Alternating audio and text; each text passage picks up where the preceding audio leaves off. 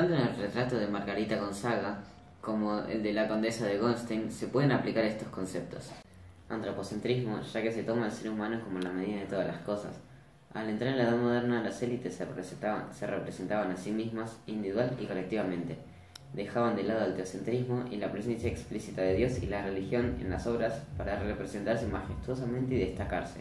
También se puede aplicar el humanismo, ya que en esta época el ser humano y sus problemáticas pasaron a ser las fuertemente representadas, y la revolución científica, ya que al realizarse el realismo, esto suponía un estudio exhaustivo de los cuerpos humanos, su fisionomía, luces, sombras, etc.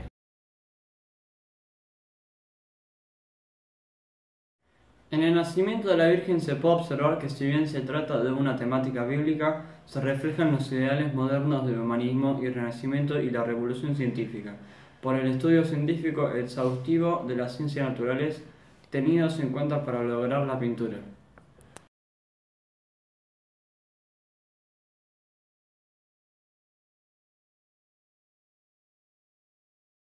La obra que elegimos para representar la mitología es el Neptuno Contridente. El estudio comparado reveló una diferencia de calidad en nuestro Neptuno Contridente, no solo en lo referido al modelado de la figura, sino también con respecto a la terminación y la pátina de la misma. En cuanto a la identidad del personaje, debemos señalar que el tridente que sostiene en su mano izquierda no parece ser original, lo que nos lleva a preguntarnos si estamos realmente frente a un Neptuno.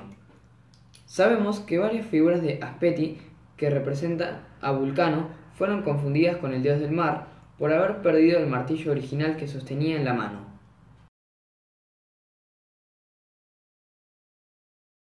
El retrato que elegimos para representar a los nobles y burgueses es el retrato de la condesa de Goldstein.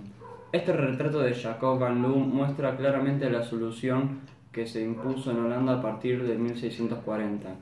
Utilizó algunos recursos que eran ya usados por los artistas que actuaban en círculos cortesanos de La Haya y que venían de experiencias internacionales, como puede verse en las obras de Franz Pourbus, tales como el cortinado y los elementos arquitectónicos del fondo que introdujo en muchas de sus obras.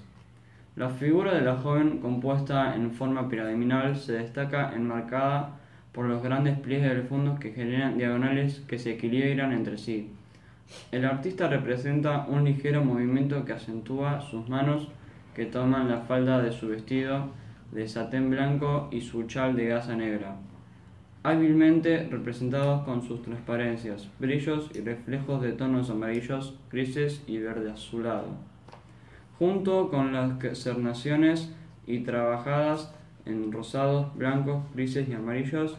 La cabellera castaña con sombras y reflejos en tonos de grises y tierra que provocan un suave modelado, con sombras pardas de la figura. Contribuye al lugar un conjunto armonioso y refinado.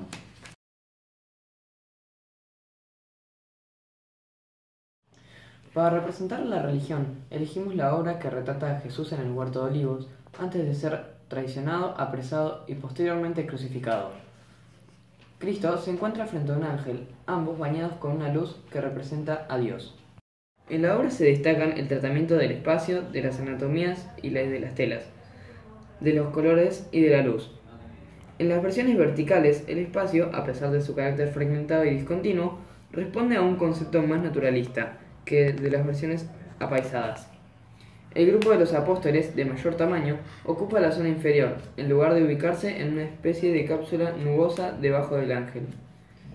Con este cambio, el pintor les otorgó mayor peso y protagonismo, destacando sobre todo la figura de Pedro, por su compleja postura y por los elementos que lo rodean, de fuerte carga simbólica.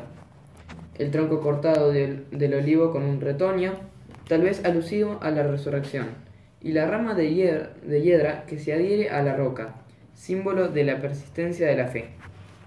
Enfatizó de este modo el papel destacado que tuvo Pedro en los episodios posteriores de la Pasión, recordando su arrepentimiento, tema tratado a menudo por el artista y uno de los predilectos, junto con el de los otros santos penitentes de la religiosidad contrarreformista.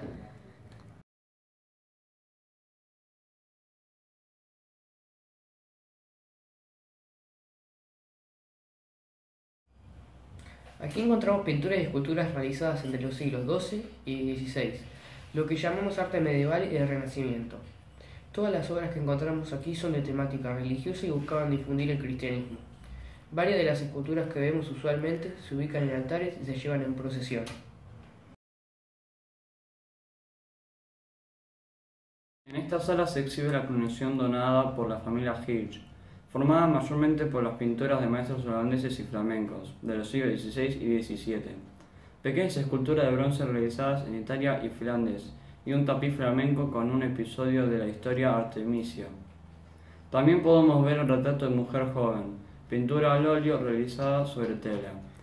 Es un retrato de busto en el que vemos a una joven rubia perteneciente a una de las clases acomodadas, que gira su cabeza para dirigirse al observador.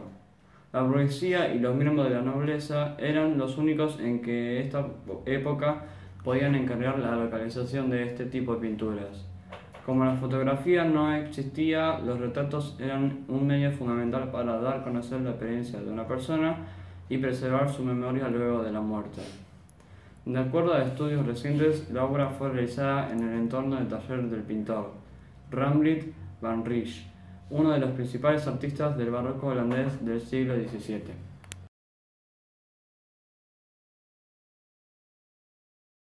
Aquí encontramos obras de los períodos que en la historia del arte denominamos manierista y barroco. Son pinturas y esculturas realizadas en Europa durante los siglos XVI y XVII. El catolicismo enfrentó en esos años al movimiento protestante y esa disputa produjo importantes cambios en la producción de imágenes. Se reúnen aquí tanto obras religiosas como seculares, paisajes y retratos de personajes de la corte como los realizados por Franz Porvus el Joven y Diego Velázquez. La obra de Greco es una escena del Nuevo Testamento. La oración de Jesús en el huerto de los olivos antes de que fuera apresado y crucificado. Vemos a los discípulos durmiendo y a Cristo bañado por una luz que representa al Dios Padre. Frente a Jesús un ángel que sostiene un cáliz saluda la frase de Cristo: Padre, si quieres aparta de mí este cáliz, pero no se haga mi voluntad sino la tuya. El artista Domenico Theotokopoulos nació en Creta en 1541 y fue conocido como el Greco. En esta pintura vemos varios de los rasgos característicos de su obra. Por un lado, grandes contrastes de color, por otro, deformaciones de los personajes y el espacio en que estos se encuentran, creando una atmósfera extraña, casi irreal.